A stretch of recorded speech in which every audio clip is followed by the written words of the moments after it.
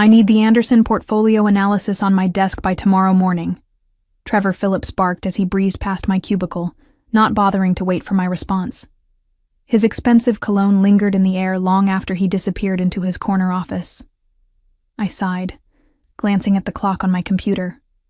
Already 6 p.m. in Houston, and another late night loomed ahead. This request would take hours, but that was life at North Peak Financial. As a senior risk analyst, my days were consumed with developing models to protect our clients' investments, and more importantly, to protect the firm's bottom line. My name is Ivy Carter, and I've spent the last 4 years at North Peak developing risk assessment models that have quietly become the backbone of our operation. I'd been promised a promotion to director if I could help navigate the firm through what everyone knew was coming, a market correction that threatened to destabilize our most profitable portfolios. I picked up my phone to cancel yet another dinner with my sister. "Hey, Vanessa, rain check for tonight? Trevor just dumped another project on me." "Again?" "Ivy, this is the 3rd time this month," she said, disappointment evident in her voice. "I know, but this could be the catalyst for my promotion. Once I'm director, things will calm down." "That's what you said last year," Vanessa replied. "Just don't let them take advantage of you." Her words hung in the air as I ended the call. The truth was, I loved what I did. Creating mathematical models that could predict market behavior gave me a thrill that few would understand. For months, I'd been perfecting a proprietary risk assessment formula that could identify exposure to market volatility with unprecedented accuracy. I called it the Adaptive Market Vulnerability Index, AMVI for short, and it was my masterpiece.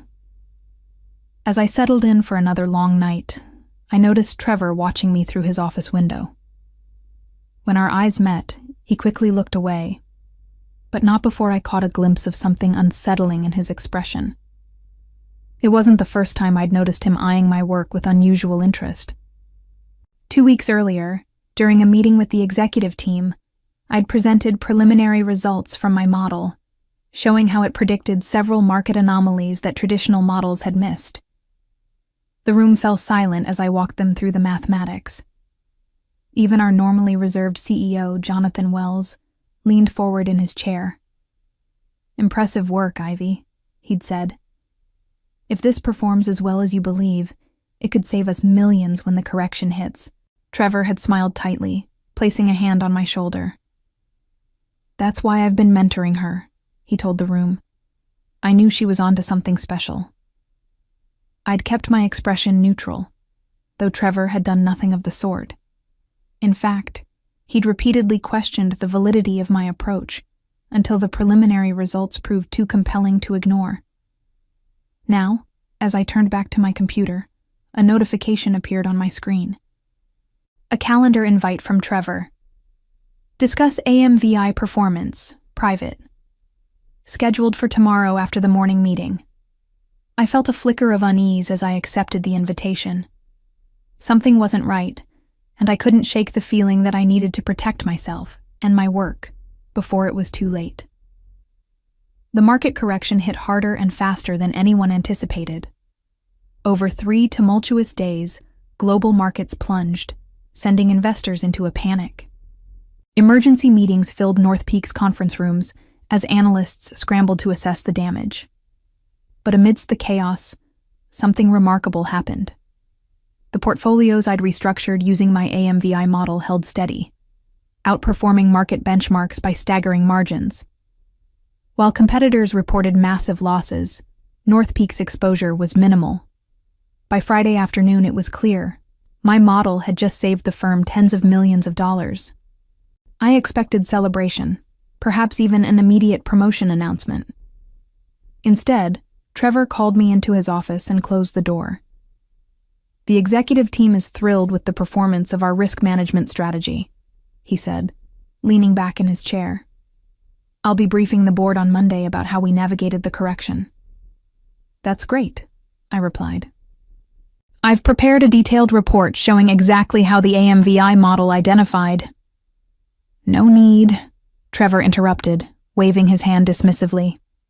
I've already compiled everything the board needs to see. He slid a document across his desk. This is the press release going out tomorrow. I'd like you to review it for any technical inaccuracies. I scanned the document, my heart sinking with each paragraph.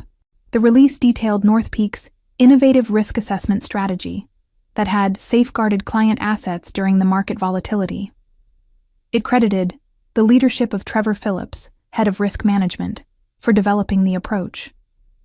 My name appeared nowhere in the document. There seems to be an oversight, I said carefully. The AMVI model was my development. As head of the department, all work produced under my supervision falls under my purview. Trevor responded smoothly. The model was refined and implemented with my guidance and authority. But I created the core algorithm and... Ivy. Trevor cut me off, his voice hardening. You're an employee of North Peak. Your work belongs to the firm, and as your supervisor, I determine how it's presented to the board and the public. His smile didn't reach his eyes. You'll be acknowledged within the department, of course. In fact, I've approved a modest bonus for your contribution. I bit the inside of my cheek to maintain composure. This wasn't just about credit, it was about my career trajectory. The director promotion I'd been working toward would certainly go to Trevor after this triumph. I understand, I said finally, placing the press release back on his desk. Excellent. Now, I need you to explain the stress test parameters you used. The board will have questions, and I want to be thoroughly prepared. For the next hour, I walked Trevor through the technical details of my model, watching as he took careful notes he would use to present my work as his own. As I spoke, a plan began to form in my mind. Trevor might believe he had won, but he had overlooked one crucial detail about me. I never left myself unprotected. The board meeting went exactly as I expected. Trevor emerged from the conference room with a triumphant smile, surrounded by congratulatory executives. As they passed my desk, CEO Jonathan Wells paused. The risk strategy performed brilliantly, he told me. Trevor mentioned you helped with some of the technical implementation. Good work. I forced a smile. Thank you, sir. Later that afternoon, the company-wide email arrived. Trevor had been promoted to Executive Director of Risk Management, effective immediately. The announcement cited his visionary approach to market volatility and development of proprietary risk assessment methodologies that positioned North Peak ahead of the market correction. As colleagues stopped by his office with congratulations, I remained at my desk, quietly adding the finishing touches to a document I'd been preparing for weeks.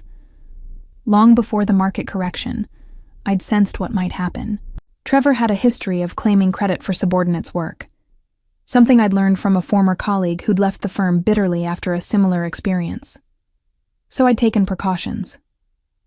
3 months earlier, working with a patent attorney friend on evenings and weekends, I'd filed for trademark protection on the core mathematical formula that powered the AMVI model. The application had been carefully worded to cover the unique algorithm while excluding any proprietary North Peak data or specific implementations. According to my employment contract, general mathematical concepts I developed were not automatically company property, only their specific application to company systems. The trademark had been granted 2 weeks ago. After the markets closed, Trevor stopped by my desk, wearing the self-satisfied expression that had become his trademark. I wanted to personally thank you for your hard work, he said, loud enough for nearby colleagues to hear. The bonus should hit your account next pay period. He leaned closer, lowering his voice. You're great with numbers, Ivy, just not the ones on your paycheck. I looked up, meeting his gaze steadily. Congratulations on your promotion, Trevor. You deserve everything that's coming to you. He seemed momentarily puzzled by my calm demeanor, but quickly recovered. I'm glad you understand how things work. I'll need the Anderson portfolio metrics updated with the new risk parameters by tomorrow. Of course, I replied. I'll leave everything ready for you. Trevor nodded and walked away, unaware that I'd just spoken literal truth. I would indeed leave everything ready, not just the Anderson portfolio, but detailed documentation of the AMVI development process, copies of my original work, and evidence of the dates when each component was created. I saved the email draft I'd been composing, setting it to send automatically at 9 a.m. Monday morning. The subject line read, "Resignation effective immediately." The attachment was a formal notification that any continued use of the AMVI methodology would require proper licensing from its registered trademark holder, me. What Trevor didn't know was that I had already scheduled a meeting with North Peak's largest competitor for Tuesday morning. They were very interested in licensing my algorithm. Monday morning arrived with a crisp autumn chill. I entered North Peak's gleaming office tower for what I knew would be the last time, nodding to the security guard as I swiped my badge. The familiar ping of the elevator and the quiet hum of the office felt suddenly foreign, like visiting a place I'd once lived long ago. I settled at my desk, powering up my computer for the final time. At precisely 9 a.m., my resignation email would automatically send to Trevor, Human Resources, and Jonathan Wells. I'd timed it perfectly. Trevor always held his newly established executive director's brief at 9 a.m. on Mondays, presenting to the senior leadership team. I spent the next hour methodically clearing personal items from my desk, careful not to draw attention. A photo of Vanessa and me at the Grand Canyon. A small jade plant I'd kept alive for 3 years. A coffee mug with a mathematical formula joke that only other analysts ever understood. Each item disappeared into my bag as I systematically erased my presence.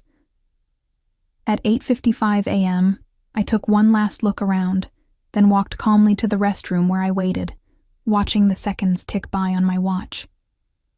At precisely 9 a.m., I felt a subtle vibration, my phone confirming the automated email had been sent. I emerged to see Trevor's assistant hurrying toward his meeting room, a concerned expression on her face. Through the glass walls, I could see Trevor presenting confidently to the executive team. Then I watched as he glanced at his phone, frowned, and continued speaking. Moments later, several other executives checked their devices simultaneously. Jonathan Wells stood up abruptly, interrupting Trevor's presentation. Even from a distance, I could see the confusion and alarm spreading across Trevor's face as he read whatever message had just arrived on his phone. I didn't wait to see more. With practiced calm, I walked to the elevator, pressed the button for the lobby, and left North Peak Financial for the last time. Outside, I took a deep breath of the morning air, feeling strangely light. My phone immediately began buzzing with messages and calls, all of which I ignored as I walked to a nearby coffee shop. Only once I was settled at a corner table with a cappuccino did I finally check my messages. 6 missed calls from Trevor, 4 from Human Resources, 1 from Jonathan Wells, and dozens of text messages. Trevor, what the hell is this? Call me immediately. Trevor, you can't trademark company property. This is grounds for legal action. Trevor, you're making a massive mistake. I sipped my coffee calmly, watching the messages pile up. Then I opened my email to read the formal response from Human Resources.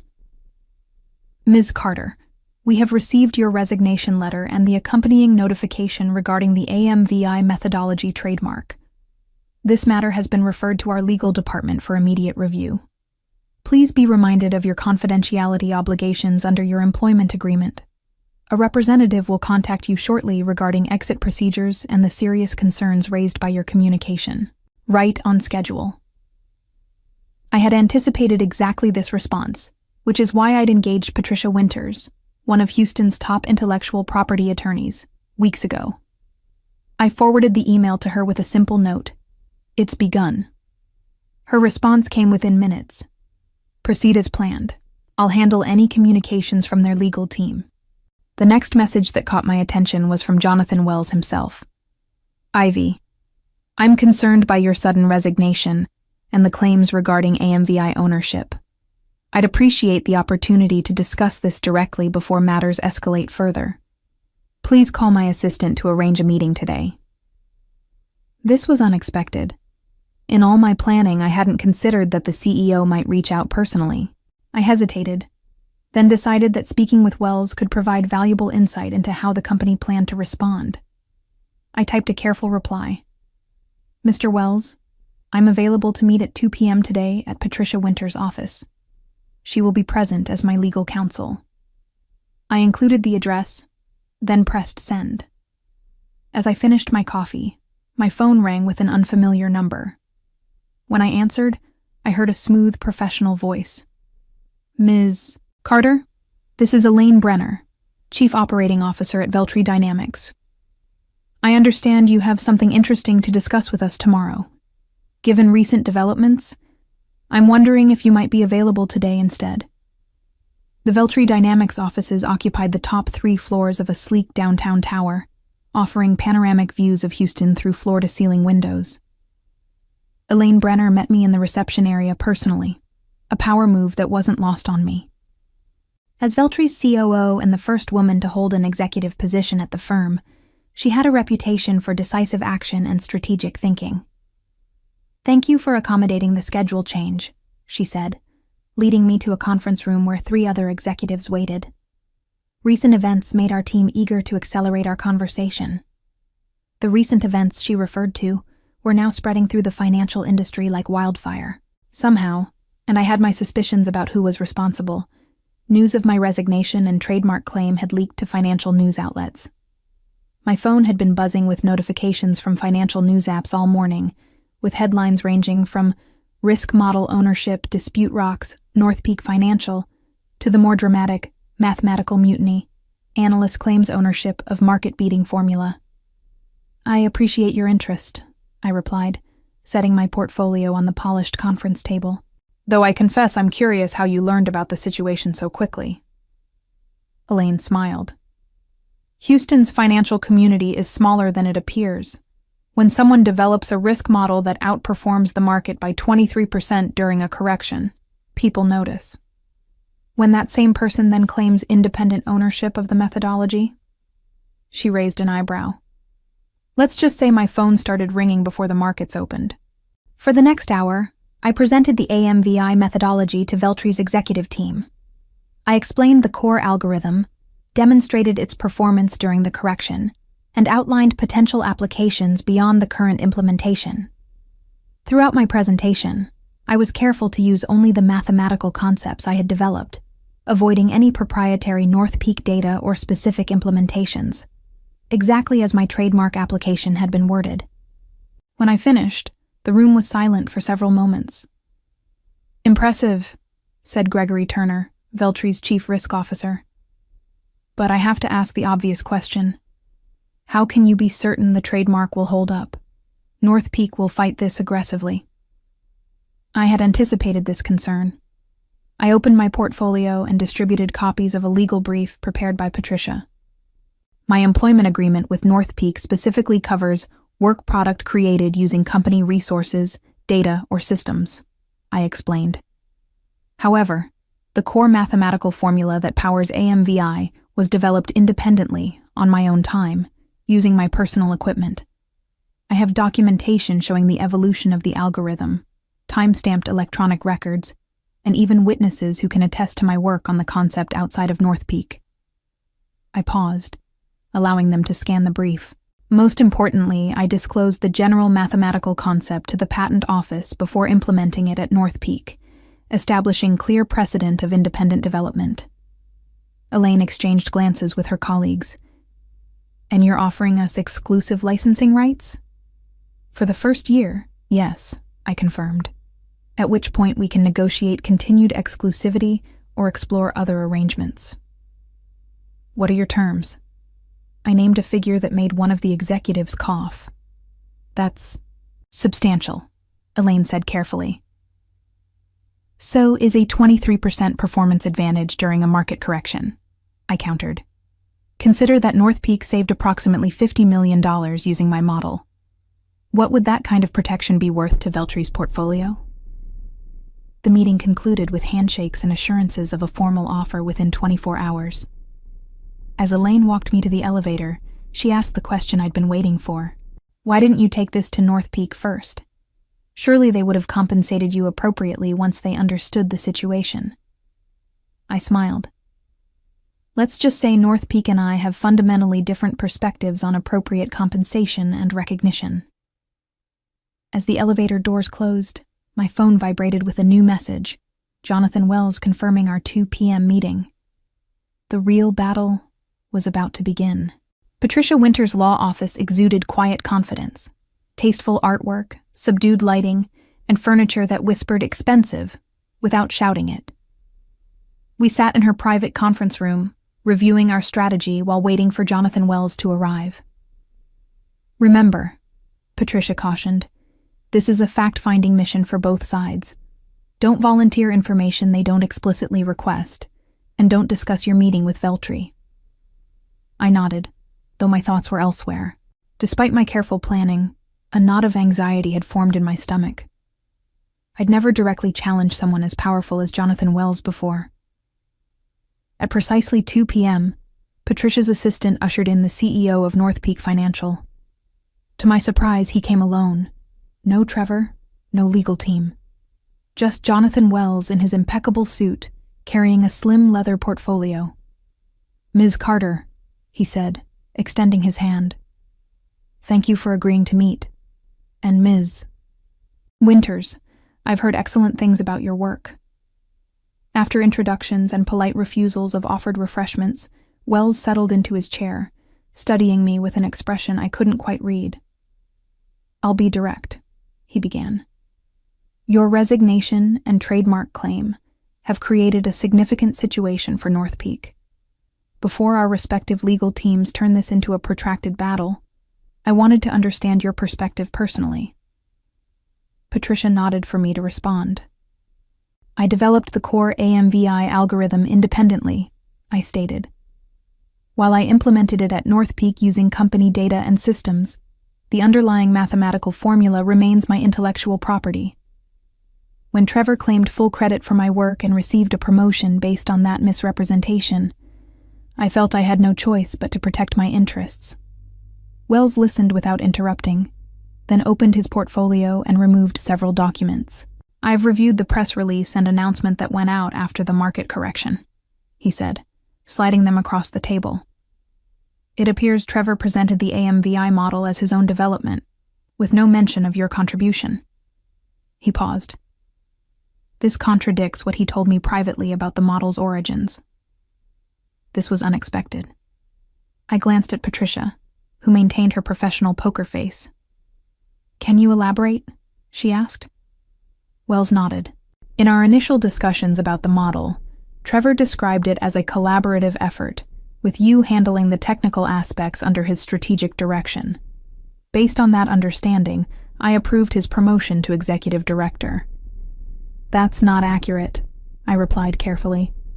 "Trevor actively questioned the validity of my approach until the preliminary results proved successful.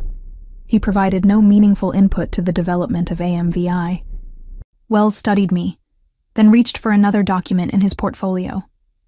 "This morning, our technical team attempted to update the model parameters without your guidance. They encountered significant difficulties understanding the core algorithm." He looked up. "It seems Trevor cannot explain how the model actually works." A moment of silence filled the room as the implication settled. Trevor had claimed credit for a model he couldn't even explain. "Mr. Wells," Patricia interjected, "while this information is illuminating, it doesn't change the fundamental issue. My client has valid trademark protection for the core AMVI methodology. Any continued use by North Peak would require proper licensing." Wells nodded slowly.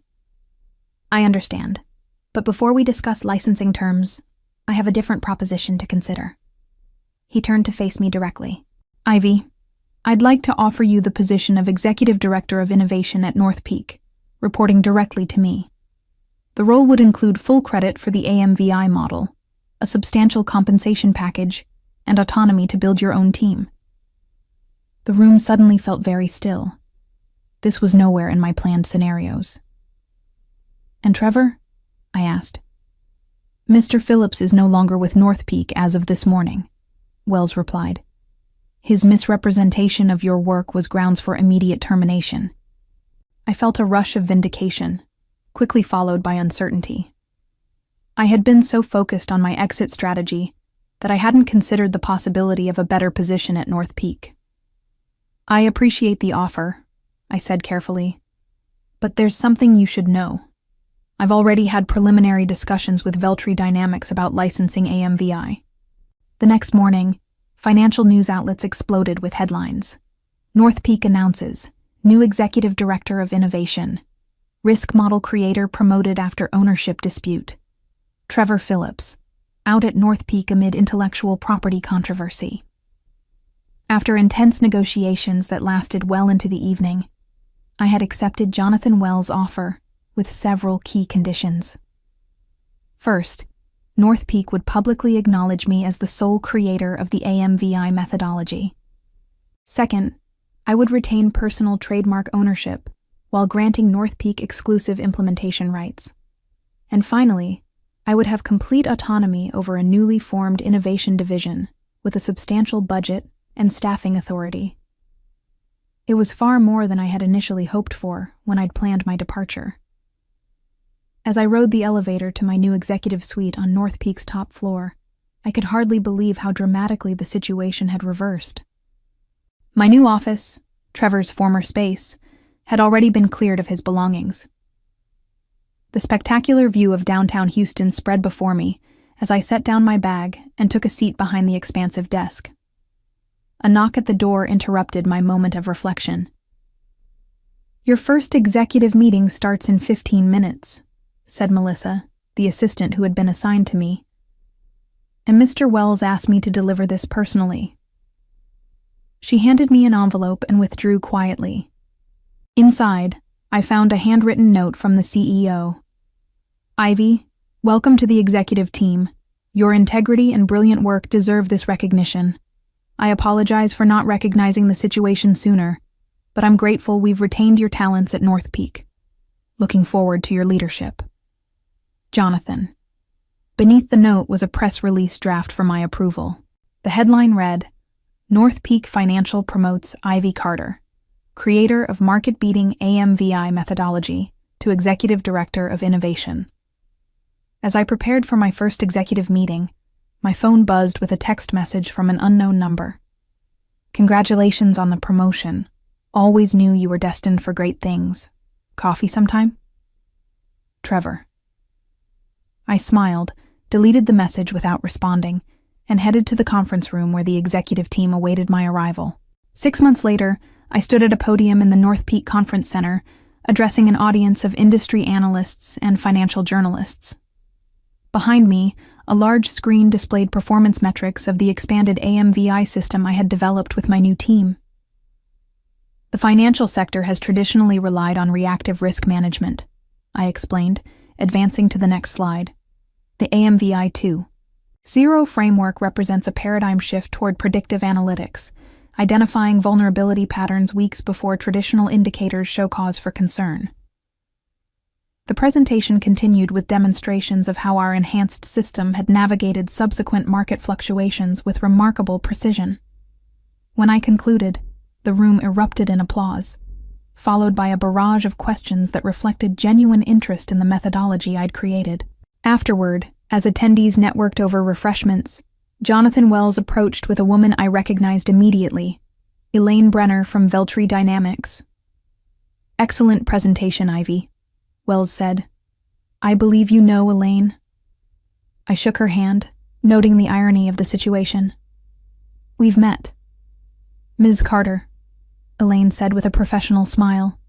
"Impressive work. Though I must admit, I was disappointed when our licensing discussions fell through." "Sometimes things work out differently than expected," I replied diplomatically. Wells looked between us with interest. "Elaine and I have been discussing a potential strategic partnership between North Peak and Veltri. Given your history, I thought you might have some insights to contribute." As the conversation continued, I reflected on how completely the tables had turned. 6 months ago, I had been preparing to help Veltri compete against North Peak. Now, I was discussing how the firms might collaborate, with my innovation division at the center of the potential partnership. Later that evening, as I was leaving the office, I received a notification on my phone. A financial news alert reported that Trevor Phillips had been hired as a junior risk analyst at a small regional firm, a significant step down from his executive role at North Peak. I couldn't help but smile as I headed home, savoring the perfect symmetry of justice served.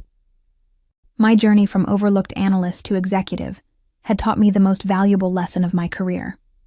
In the world of finance, the most powerful asset isn't money or connections. It's owning your intellectual capital and knowing exactly when to leverage it.